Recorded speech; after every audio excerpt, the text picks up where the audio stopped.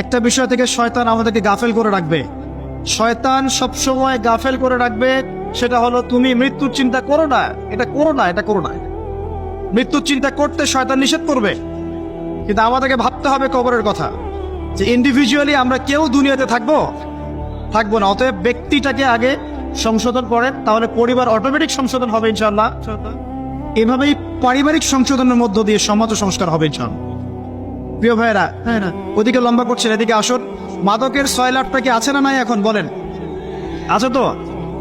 নারীর অবমাননা 4 নম্বর ছিল। নারীর যে অবমাননা, এটা কি বর্তমান বিশ্বে আরো বিশাল স্কেলে আসে নাই? নারী জাতিকে কোনো মূল্য দিচ্ছে মানুষ? নারীর দেহটাকে পণ্য বানিয়েছে না? নারীর দেহটাকে মানুষ পণ্য বানিয়ে ব্যবসা করছে, যত কিছুই করছে। যে আপনি দেখবেন songs, dance, music industries, film industries, উদ্দেশ্য একটা বাণিজ্য করা, আর কিচ্ছু না। এই বাণিজ্য করার জন্য মেয়ের দেহটাকে, সৌন্দর্যটাকে, রূপটাকে জাতির সামনে নগ্ন করে উপস্থাপন করেছে। আর সেই মেয়ে মনে করছে কি, যে নগ্ন হওয়ার ফলে আমি কিছু টাকা পেয়েছি, এতে করে আমার ডিগনিটি, সম্মান বেড়ে গেছে, সবাই আমার সাথে সেলফি তুলতে চায়, সবাই আমাকে বড় সেলিব্রিটি মনে করে। কেউই তোমার দিকে সম্মানের চোখে তাকায় না। দেখো, মানুষের দিকে তাকানোর দৃষ্টি দুটো হতে পারে মেয়েদের দিকে। একটা হচ্ছে সম্মানের দৃষ্টি, সম্মান বা ভালোবাসার দৃষ্টি, আরেকটা হতে পারে ভোগের দৃষ্টি।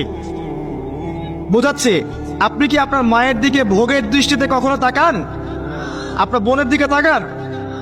আপনি আপনার দাদি, আপনার মাহারাম যারা আছে, খালা, চাচি, কারো দিকে কি আপনি ভোগের দৃষ্টিতে কখনো তাকিয়েছেন? তাকান নাই। কিন্তু বেগানা, বেপর্দা যে মেয়েগুলো গায়রে মাহারাম, আপনার বান্ধবী বা ফ্রি মিক্সিং এ আছেন, বা আপনার গার্লফ্রেন্ড, বা ইত্যাদি ইত্যাদি, এদের দিকে কি আপনি কখনো সম্মানের চোখে তাকান না ভোগের চোখে তাকান? সত্যি করে বুকে হাত দিয়ে কথাটা বলেন দেখি। সত্যি করে বুকে হাত দিয়ে বলেন যে আপনি আপনার গার্লফ্রেন্ডের দিকে সম্মানের চোখে তাকান। আপনি পতিতালয় গিয়ে একটা পতিতা মেয়ের সাথে রাত কাটিয়েছেন, সম্মানের দৃষ্টিতে তাকিয়েছেন, তাই? এত বড় চিটারি নিজের সাথে করতে পারেন? নিঃসন্দেহে আপনি এটা করেন নাই।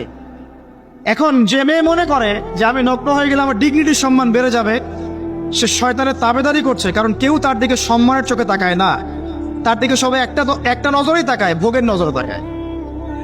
এতে করে সম্মান বাড়ে না, বরং কমে যায়। আর দিন দিন আমরা কি করছি? আমরা এখন নগ্নতাকে প্রমোট করছি। যে যত বেশি নগ্ন হতে পারে, সে তত বেশি সেলিব্রিটি হতে পারে।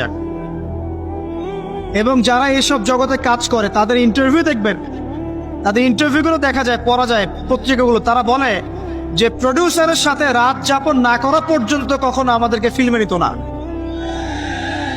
তো যে সম্মান, ইজ্জত বিক্রি করে পেতে হয়, এই সম্মানের মুখে লাথি মারিয়াম।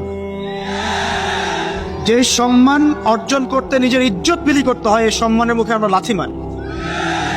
আল্লাহ রাব্বুল আলামিন যে সম্মান দিয়েছেন, এই সম্মান চূড়ান্ত।